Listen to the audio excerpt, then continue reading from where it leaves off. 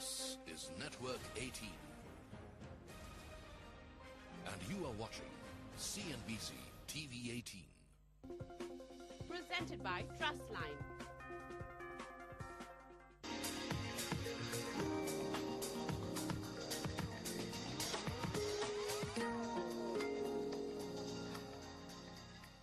Hello and welcome to this very special telecast of the CNBC TV 18 Investor Camp coming from Ahmedabad, perhaps or arguably the biggest trading city in the country.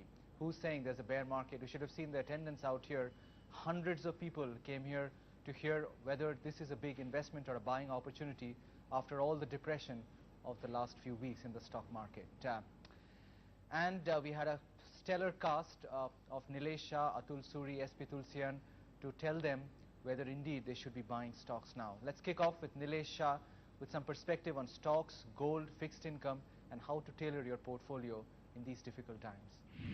The problem this time round, though, Nilesh, is that for a lot of people, this was their investment area. 5,000, 5,100 is when they believe they should start committing cash, and that has been violated. Is it your sense that right now is the best time to be taking that investment call, or do you think this is the time to just sit on your hands a little bit, you don't know what's happening, wait for this to play out?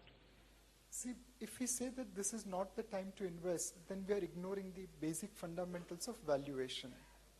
Of course, markets are falling and probably there's no price for guessing where on Monday markets will open. But this is the time to catch the falling knife. At 13.5 times, 14 times 1 year forward earning, at 2.2 times price to book, if you don't buy, when will you buy? Now, can markets go down 10-15% from current level? The answer is yes, it is possible. But what is the probability of that? And I'm sure not all of us are fully invested into equities.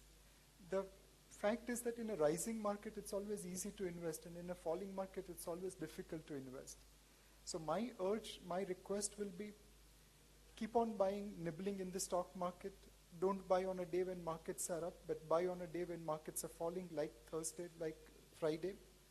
You will get plenty of those opportunities over the next 3 to 6 months. It's unlikely that the way markets have fallen, they are going to go up. But if you build your portfolio in this downturn, probably you will see a far better and handsome return over the next 18 to 24 months. How many people participated in the corporate bonds that got done recently from SBI, from Shriram Transport? Did anyone subscribe to it? Okay. Small number. The question which you have to ask them is, કેટલા લોકોએ grey market માં વેચીને? I'm sure not all of us are fully invested into equities. The fact is that in a rising market, it's always easy to invest, and in a falling market, it's always difficult to invest. So my request will be, keep on buying, nibbling in the stock market. Don't buy on a day when markets are up, but buy on a day when markets are falling, like Thursday, like Friday. You will get plenty of those opportunities over the next 3 to 6 months. It's unlikely that the way markets have fallen, they are going to go up.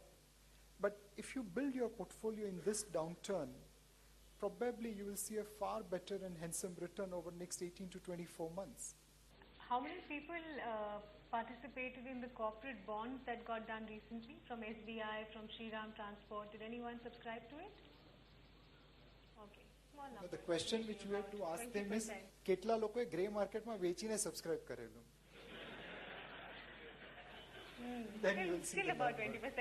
But that's the interesting part, Nilesh, because I guess that's the biggest question right now. Do I go with fixed income where I get 9.5%, I can sleep at night, no problem, or do I go with equity where there is upside but there is downside risk as well? The answer remains in asset allocation. Today, probably you have a great opportunity to invest in fixed income as well as equities, and probably not so that great opportunity to invest in commodities like gold because of the sharp run-up which has occurred. Real estate again has, especially in this part of the town, has gone up quite substantially. So probably gold and real estate are not as attractive as they were in 2008. But equities and fixed income are far more attractive today compared to what they were in 2008. How do you approach the market from a trader psyche, you would say, versus an investor psyche, something I was just talking to Adin about?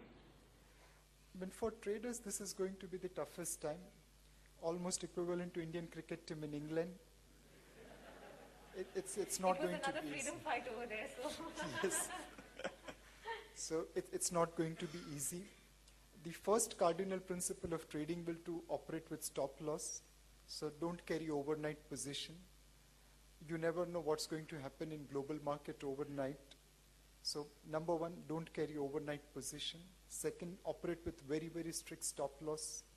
And third, if you can operate without leverage, purely on your own capital, that will be far more advantageous. Where is there safety though, Nilesh? Is there safety in just picking up a vanilla Nifty fund, a large cap fund? Is there safety in looking at the value in mid caps or something diversified as we were talking about, where you have a little bit of gold, some fixed income, some equity?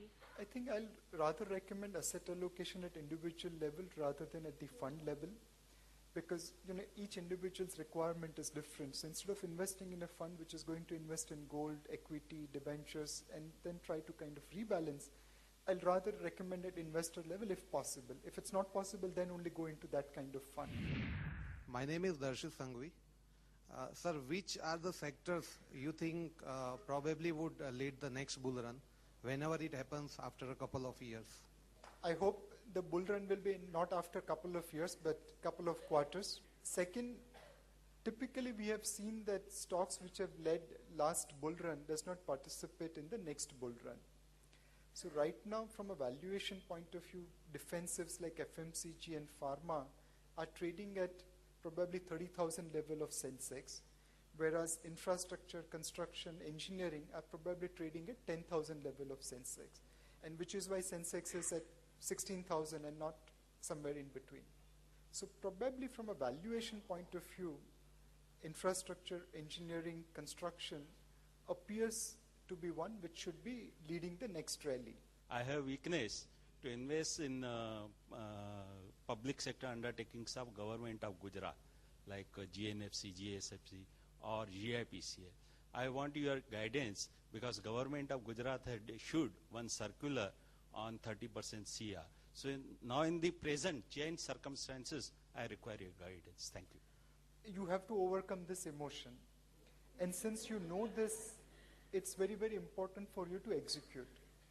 In Mahabharata, there was a very beautiful dialogue between Duryodhana and Krishna, where Krishna goes to Duryodhana and says that, why go for this big fight? Just give 5 villages to Pandavas and, I'll ensure that they don't fight. And then Duryodhana replies, Janami dharmam, nachme nivrutti, janami adharmam, nachme pravrutti. Oh great Lord, don't tell me what is right. I know what is right. My problem is that I can't execute that. And don't tell me what is wrong. I already know what is wrong, but I can't desist from it. So in yourself, you have a Duryodhana which you need to conquer. And no Krishna is going to come for that, so you have to conquer on your own. Second, you have to diversify your portfolio. Government of Gujarat is great. As a Gujarati, આપણને ગુજરાત ઉપર proud છે. But in my investment, Gujarat can only have certain allocation. If my job, my business is in the state of Gujarat, it makes all the more sense for me to diversify out of Gujarat. So please don't restrict yourself to good companies like GSFC, GNFC, GMDC, GSEL. There are better companies outside.